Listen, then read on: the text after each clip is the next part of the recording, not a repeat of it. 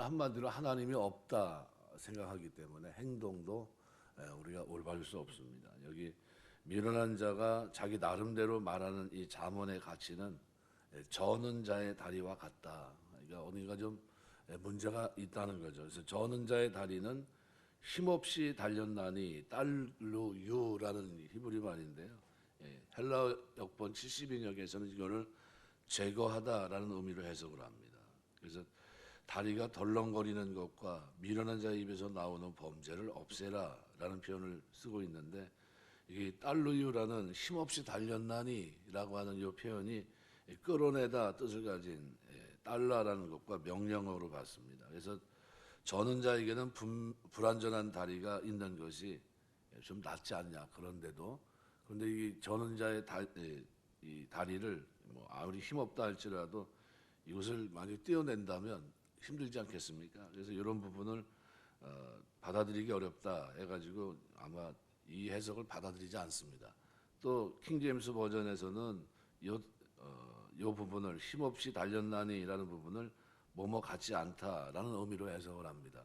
그래서 저는 자의 다리가 같지 않듯이 어리석은 자의 입의 잠언도 그렇다, 그죠? 일관성이 없다는 거죠. 그러니까 저는 자의 두 다리 길이가 다르듯이 어리석은 자가 내뱉은 교훈도 앞뒤가 맞지 않는다, 그죠?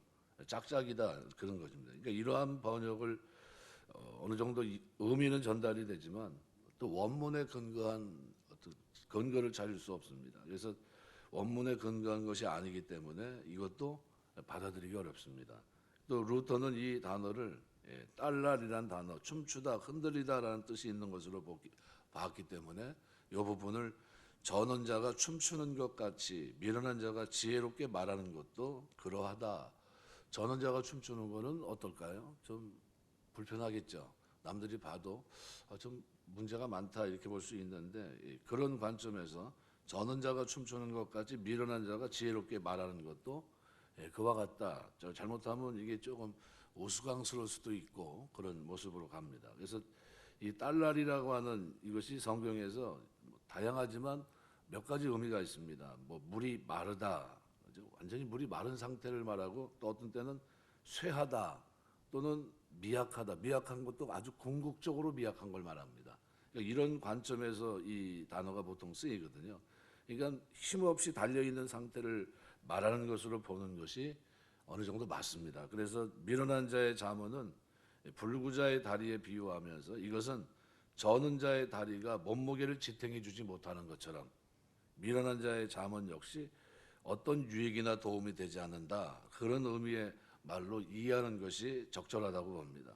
마치 미련한 자가 자신의 미련함을 깨닫지 못하고 나름대로 자기 나름대로의 지혜를 말하지만, 하지만 그것을 듣는 사람들에게 어떤 도움도 유익도 주지 못한다는 것을 교훈해 주고 있습니다.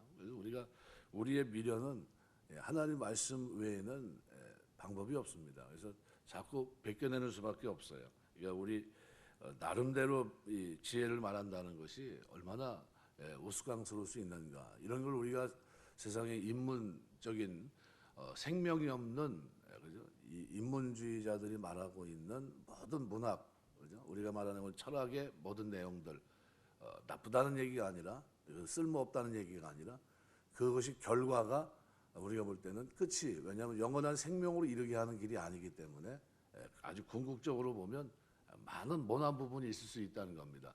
거기에 목을 매게 되면 어떻게 될까요? 그러면 아주 힘들겠죠. 왜냐하면 생명의 말씀이 아니기 때문에 그것은 결국은 나름대로 가치를 얘기하고 나름대로의 어떤 비전을 얘기해도 그것은 저는 자의 다리와 같습니다. 출발 자체가 뭡니까? 출발 자체가 모순이 있기 때문에 전제가 다 잘못되어 있습니다. 두 번째로 오늘 8절에도 보시면은 미련한 자에게 영예를 주는 것은 돌을 물매 매는 것과 같다. 그러니까 이건 사리분별하지 못하는 미련한 자에게 높은 지위를 주는 것이 얼마나 위험한 일인지를 보여줍니다.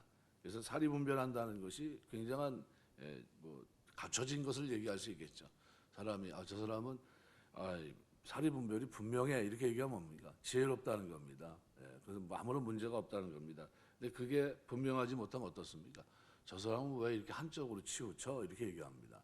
사리분별이 정확하지 못하다는 거죠. 그래서 여기 물매가 나오고요. 돌을 매는 것과 같으니라. 이 물매는 투석기 또는 여기 말하는 대로 돌부더기를 말하는 마르게마라는 단어입니다. 또 돌을 매는 것과 같다라는 것은 작은 알갱이, 뭐 작은 돌, 뭐 이런 걸 얘기하는데 여기에 에벤이라는 단어가 들어가 있기 때문에 이것은 광석, 뭐 보석, 뭐 돌, 아주 그러니까 다시 말하면 이거는 돌을 매는 것과 같으니라라는 것은 귀중한 보석들을 말합니다. 그러니까 보석과 같은 귀중한 돌을 잡석더미 위에 던지는 행동을 말하는 것이 되거나 바위 더미 위에 귀한 돌의 주머니 같은 그런 의미를 여기서 전달해 줍니다. 그래서 대부분의 번역본은 이 마르게 여기 오늘 얘기하고 있는 물매, 그죠? 이 물매에 대해서 돌부더기가 아니라 투석기 또는 물매로 보고 이것은 한글 개역 성경이 번역하는 거와 아주 비슷하게 진행을 하고 있습니다. 그래서 여기 물매는 돌을 던지는 데 사용되는 기구입니다. 여러분 다윗이 가지고 갔던 게 뭡니까? 물매입니다. 물매는 연습이 되지 않은 사람에게는 아무런 의미가 없어요. 그는 어떻게 해요? 예측을 못합니다. 어디로 갈지. 그러니까 돌을 묶어서 사용하는 것이 아니라 물매 위에 기술적으로 돌을 올려놓고 빙빙 돌리다가 돌을 날려서 상대 목표를 맞추는 투석기 일종입니다. 그래서 물매에 돌을 맨다는 것은 지극히 어처구니 없는 어리석은 행위이고 이것은 물매를 전혀 사용할 줄 모르는 자의 소행이라고 할 수 있습니다. 싸움이 벌어지지 않았다 해도 이미 그 결과는 명약관양합니다. 왜요? 완전한 준비가 돼 있지 훈련이 돼 있지 못하면 이거는 물매를 가지고 나가서 싸운다는 것은 불가능한 겁니다. 그러니까 물매를 사용해서 적이나 맹수를 공격해야 함에도 물매를 무용지물로 만들고 오히려 물매를 사용하려고 했던 자를 큰 공경에 빠뜨리고 목숨까지도 위험하게 합니다.